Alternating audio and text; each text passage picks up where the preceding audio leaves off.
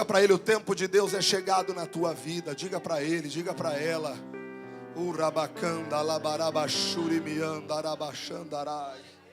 Creia que o tempo de Deus é chegado na tua vida. Fecha os teus olhos, adore a Deus por um momento. Adore a Deus por um momento. Sinta o que eu estou sentindo aqui neste altar. Receba o que eu estou recebendo de Deus aqui no altar desta igreja. Oh, aleluia, aleluia, aleluia, aleluia. Oh, glória, glória, glória, glória, glória a Deus. Levante assim as tuas mãozinhas santas aos céus. Levante. Sinta desta glória do Senhor que está sobre nós. Cristo Jesus é fiel amigo. Ele só,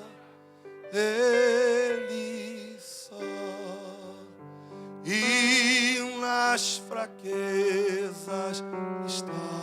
Oh, quero ouvir você.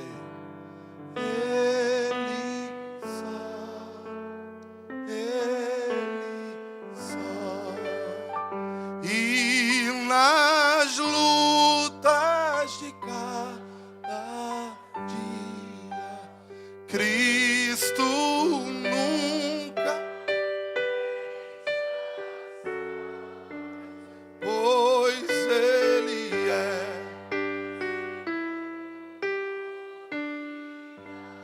Ele só.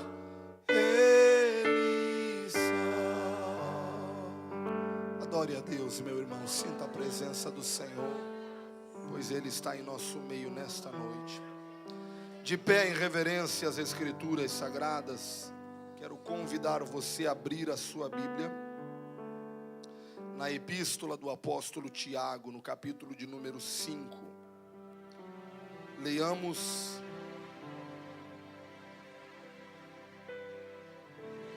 os versículos de número 16, 17 e 18.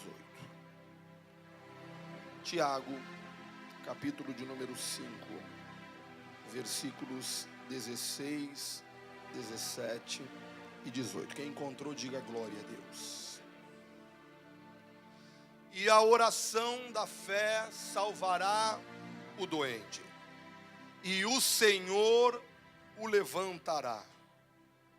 E se houver cometido pecado, ser-lhe-ão perdoados. 16 agora. Confessai as vossas culpas uns aos outros, e orai uns pelos outros, para que sareis. A oração de um justo pode muito em seus efeitos. Elias era homem como nós, sujeito às mesmas paixões, e orando, pediu que não chovesse, e por 3 anos e 6 meses não choveu sobre a terra.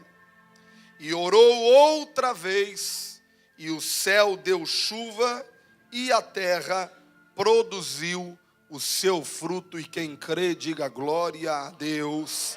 Feche a sua Bíblia, coloque ela sobre a sua cadeira e repita em alta voz comigo. Diga: a oração de um justo pode ser melhor. Fala comigo: a oração de um justo pode muito em seus efeitos. Então ore comigo nessa hora. Deus de Abraão, Isaque e Jacó, nós, a igreja que o teu filho Jesus comprou com seu precioso sangue, estamos reunidos e unidos em tua bendita e magnífica presença, esperando receber do Senhor alguma coisa. Tu tens recebido de nós o louvor que te é devido, a glorificação. Existe reverência aqui nesta casa, Existem crentes comprometidos com o Senhor e com a sua obra. Há o ambiente da fé, o ambiente necessário para o milagre, para a bênção. Portanto, em nome de Jesus, colocamos-nos em Tua presença como as aves que no ninho esperam o alimento que a mãe vai trazer. Sem Ti nada podemos fazer. Não podemos nos alimentar sozinhos, não temos nada que nos satisfaça. E como os apóstolos disseram a Ti naquele dia, nós dizemos: para onde iremos nós, se só o Senhor tem as palavras da vida eterna? Vem de encontro às nossas necessidades e fale com cada um de nós. É a nossa súplica e a nossa oração, ó Deus, em nome de Jesus. E quem crê, diga graças a Deus. Pode se sentar, meu irmão, exaltando e glorificando o nome do Senhor. Não se contamina para uma igreja que fez uma escolha. Bate no peito assim, só você que tem convicção que faz parte da igreja imaculada, que faz parte da igreja lavada, que faz parte da igreja que foi comprada e remida com o sangue do Senhor Jesus. Enquanto eu estou falando isso, o meu coração está fervendo de felicidade na presença do Espírito Santo, porque essa igreja permanece e ainda existe. E só você que faz parte dessa igreja, bate no peito e diga: eu tomei uma decisão. Foi fraco, diga: eu tomei uma decisão. Você tomou uma decisão? A palavra de Deus diz no livro do profeta Daniel, no capítulo 1, que Daniel assenta em seu coração. Diga bem alto comigo: decisão. Daniel toma uma decisão. A Bíblia diz que rei Nabucodonosor tira de Israel os melhores, ele escolhe os melhores. A ordem era: tome todos os jovens que sejam bonitos, inteligentes, versados em ciência e que possam e saibam viver dentro do palácio. Escolha os nobres. E todos os jovens nobres de Israel, descendentes de principais, descendentes de príncipes, descendentes de maiorais, de famílias elitizadas, foram levados para a Babilônia. Mas a Bíblia não mostra ninguém além de Daniel, Ananias, Misael e Azarias tomando uma decisão de não se contaminarem. Ei, eu já quero abrir essa palavra aqui dizendo algo tão forte que o Espírito Santo traz ao meu coração e eu não posso levar embora quando eu sair daqui deste lugar. Quando você toma uma decisão de ficar do lado de Deus pelas razões certas. Ei, quando eu falo de razões certas, eu quero destacar o fato de que não havia uma promessa de êxito para Daniel se ele guardasse a santidade. Não havia uma promessa de vitória, não havia uma promessa de riqueza, mas Daniel, Ananias, Misael e Azarias tomaram uma decisão de não se contaminarem, porque isso era a coisa certa a se fazer. Se você toma a decisão de fazer a coisa certa, porque é certo a se fazer, fica tranquilo, tem recompensa de Deus chegando para você, tem o olhar de Deus chegando para você, tem a atenção de Deus voltada para pessoas desta natureza. Nós vivemos no século 21, a época da tecnologia avançada. Eu ainda não consigo entender, eu falo que não consigo entender, eu sei que talvez não serei o único. Como que eu pego o meu telefone, abro uma tecnologia chamada Bluetooth, você tira uma fotografia no seu celular e envia para o meu celular em alta resolução. E nós utilizamos essa tecnologia, mas talvez poucos ou nenhum que está aqui nessa noite poderia explicar essa tecnologia. Você usa o celular e é uma bênção, é uma tecnologia que é útil para todos nós, mas eu sei que seriam muito poucos que poderiam explicar a tecnologia do celular, mas nós nos beneficiamos delas, nós nos beneficiamos dos carros, nós nos beneficiamos da internet, de todos os aparatos que a tecnologia nos reserva. Dentro deste período e desta época de comunicação avançada, se eu precisar falar com meus filhos lá no Rio de Janeiro hoje, eu falo com eles em tempo real, e eles me escutam através de um aparelho portátil que eu carrego e que você carrega. E como entender isso?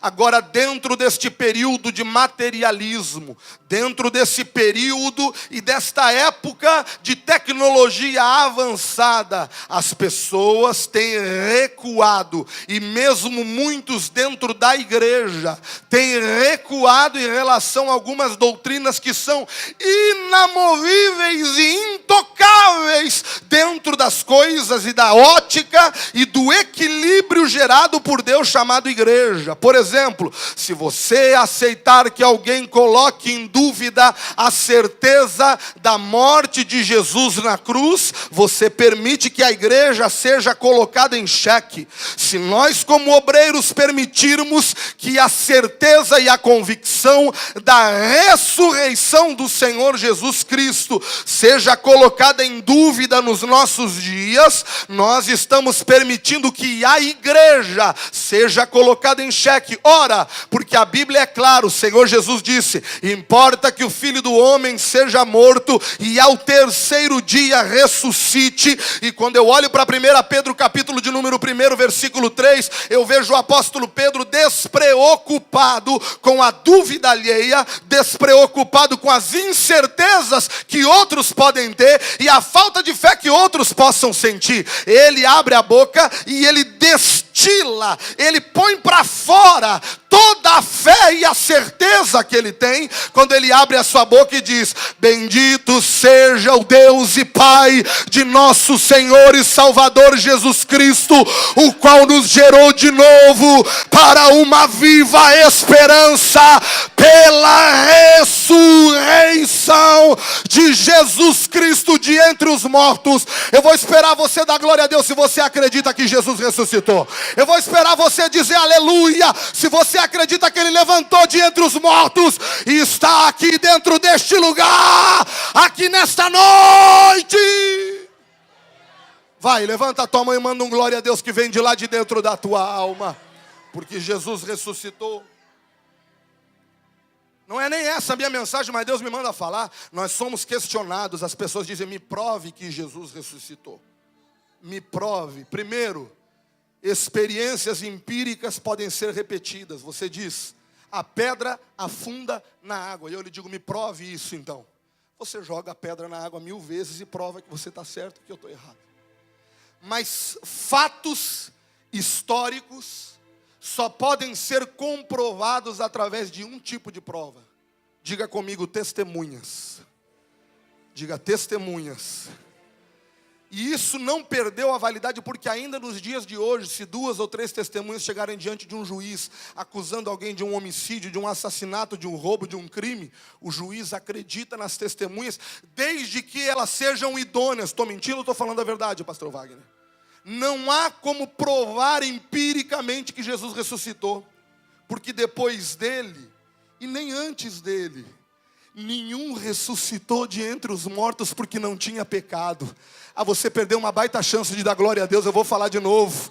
Antes Abraão não podia ser ressuscitado porque tinha pecado. Eu vou dando glória a Deus porque você vai lembrando de Jesus nessa hora. Isaac não pôde ser ressuscitado porque tinha pecado. Jacó não pôde ser ressuscitado porque tinha pecado. Isaías não podia ser ressuscitado porque tinha pecado. Todos nós trazemos em nós a raiz do pecado, mas ele não tinha mancha, ele não tinha mácula, ele não tinha pecado.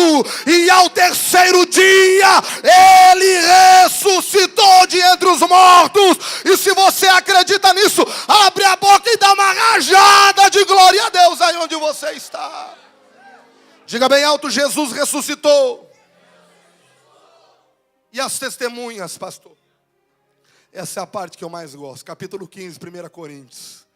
O apóstolo Paulo diz bem assim: primeiro foi ele revelado a Cefas, depois aos discípulos, Depois mais 500 irmãos o viram vivo. Eu estou sentindo ele aqui, eu não precisava destas testemunhas.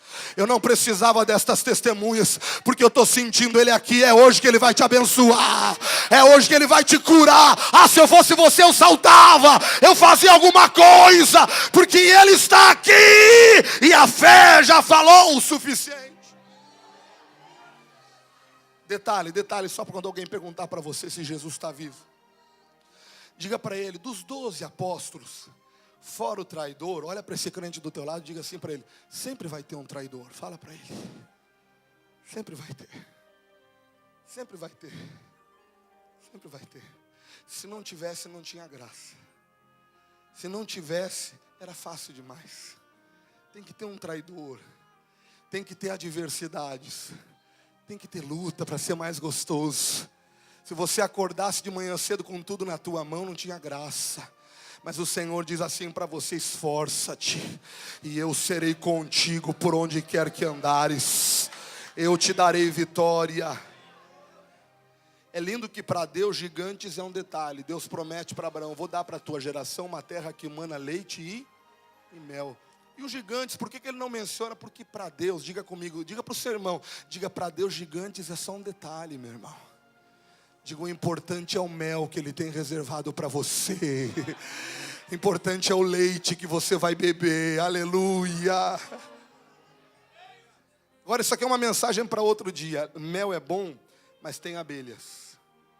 E leite é bom, mas chega na vaca quando ela recém teve o terneirinho e tenta tirar o leite, você vai ver se é fácil, se ela não é domesticada. Está entendendo o que Deus está falando com você?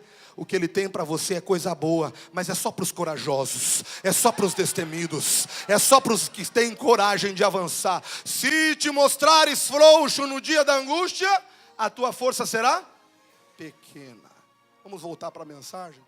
Ressurreição, a morte de Jesus. E no período da proliferação da tecnologia de massa e de comunicação. Eu leio a Bíblia hoje, neste dia 10 de julho de 2014. Eu não pensava que nós íamos entrar em 2014, daqui a pouco nós estamos em 2020, se Jesus não voltar. Imagine as tecnologias que nós ainda vamos conhecer. Imagine, pare para pensar. Eu quero que você pense nessa noite. O nosso culto tem que ser racional. Quem pensa que ser crente é coisa para quem é burro, está por fora, meu irmão. Tem que estudar a lei, tem que meditar na palavra dia e noite.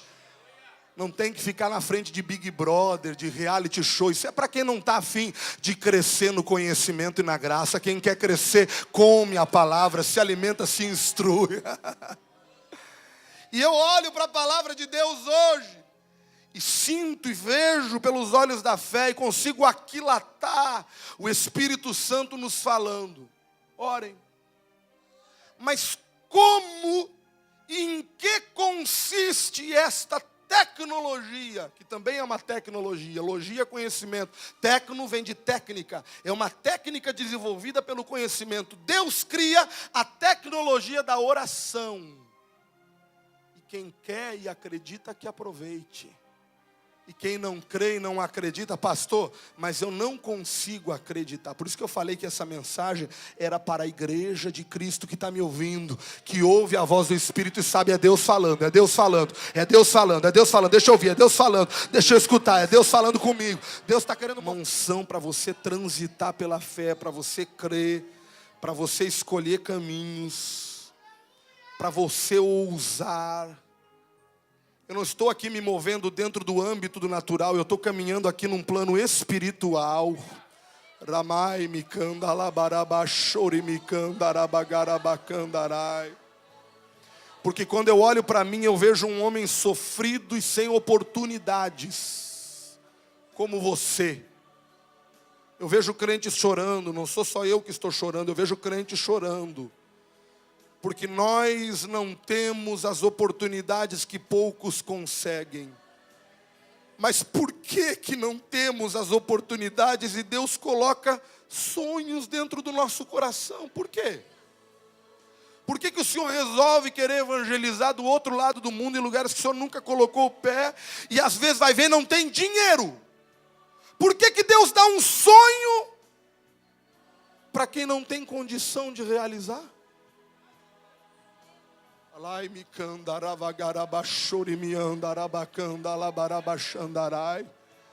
E quando nós, dentro das nossas limitações infinitas, buscamos recursos para perseguir os nossos ideais e os nossos objetivos, e nos deparamos com as barreiras que existem ao nosso redor, Deus olha dos altos céus como na noite deste dia e nos diz apenas uma coisa: a oração de um justo pode muito em seus efeitos.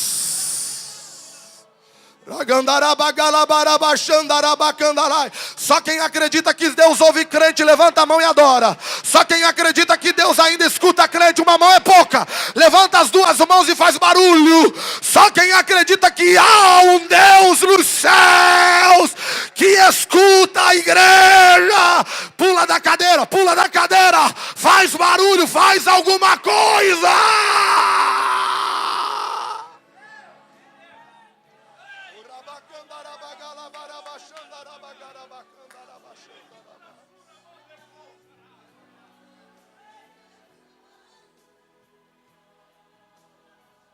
Nós estamos limitados ao tempo e ao espaço. Não há o que fazer.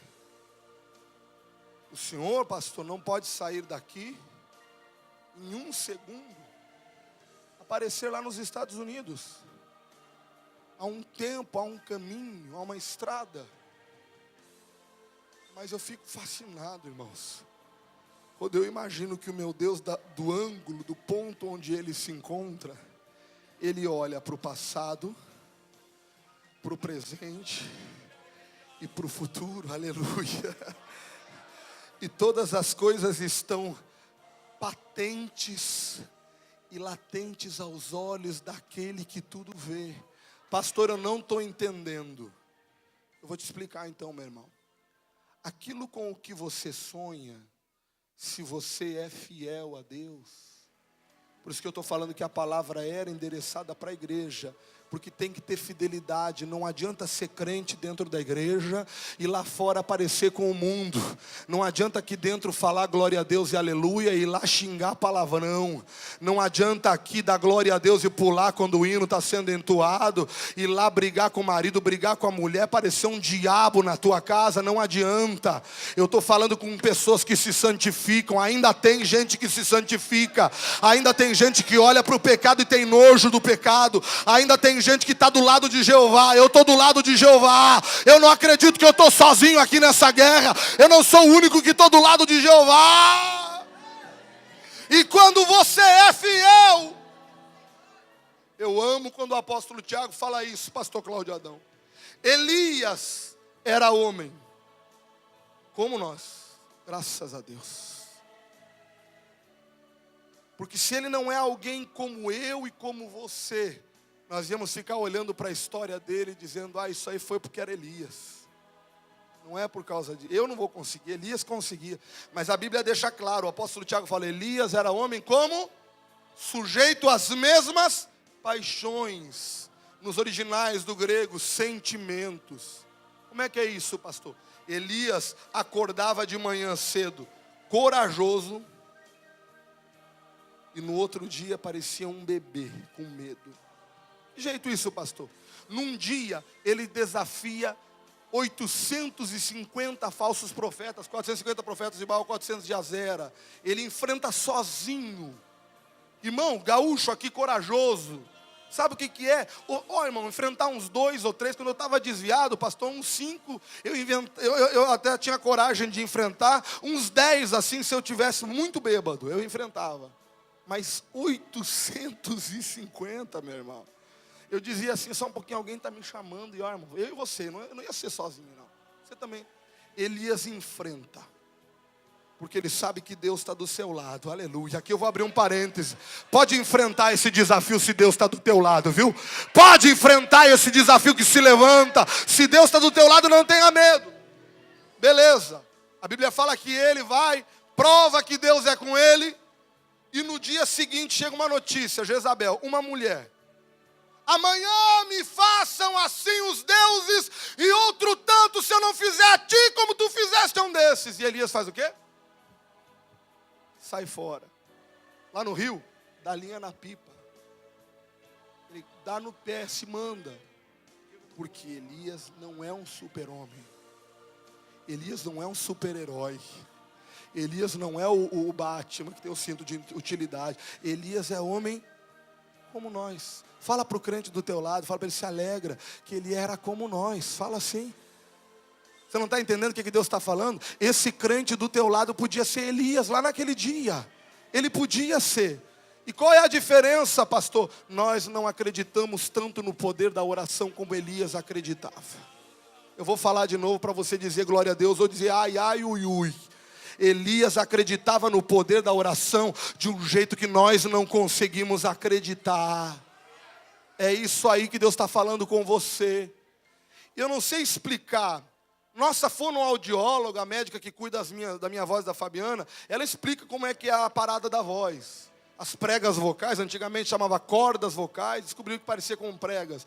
Pregas vocais, elas se fecham ou se abrem, se dilatam ou se contraem, de acordo com o que nosso cérebro envia de informação para a emissão do som. Você quer uma nota mais grave, você quer uma nota mais aguda, a corda vocal ou se abre ou se fecha. E simplesmente o ar dos nossos pulmões passa pelas pregas vocais e forma o som. Até aí deu para entender. Agora alguém me explique por que um crente fiel fica de joelho e começa a fazer uns barulhos que saem por aqui e começa a dizer, meu Deus, me socorre, meu Deus, me ajuda. E de lá do trono, Deus, o quê? Eu estou ouvindo um crente fiel orar e me chamar. Eu estou ouvindo alguém clamar, está cumprindo a palavra. A oração de um justo pode muito em seus efeitos. Vai Gabriel, vai Miguel, entra com providência, abre a porta fechada, quebra o grilhão. Levanta a tua mão para receber o espírito da oração na tua vida.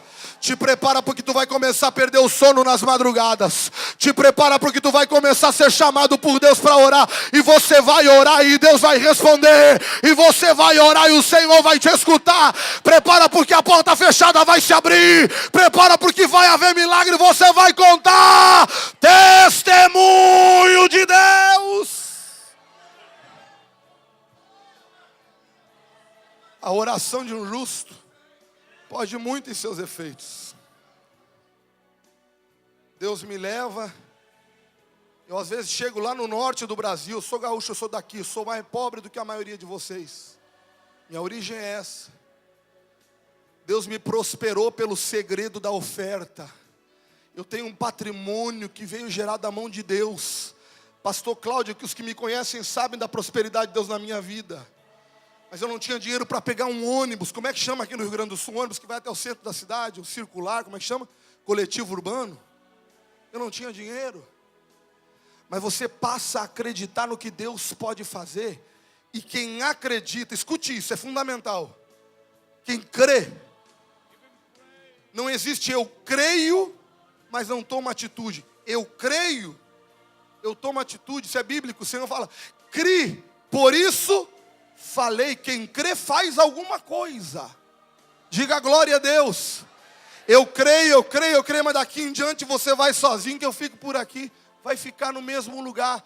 Anota na tua agenda, mas melhor que isso, anota no teu coração. Fazendo as mesmas coisas, prosseguiremos obtendo os mesmos resultados. Fala para o crente do teu lado, faz diferente hoje. Fala para ele, fala para ela. Você acredita no poder que está em ação em favor da igreja? Você acredita? Deus me manda ministrar algo que está descendo sobre crentes aqui nessa noite. Eu quero ministrar.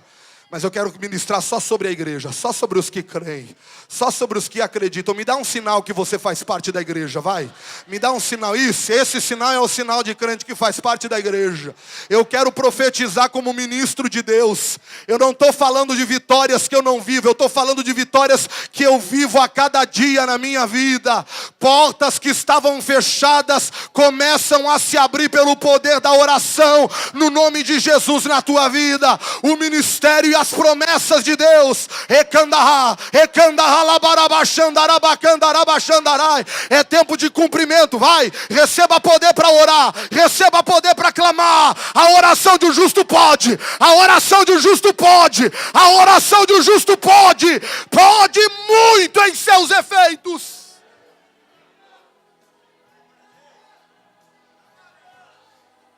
Fica de pé comigo neste momento em nome de Jesus.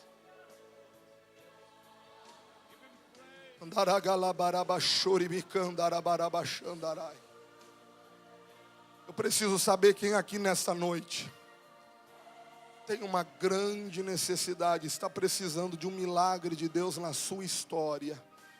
Que faça um sinal com a sua mão aonde você está, atestando: pastor, eu preciso de um milagre de Deus na minha vida, eu preciso de uma providência. Deixa eu ver, levanta a mão, não tenha vergonha não, não tenha medo não.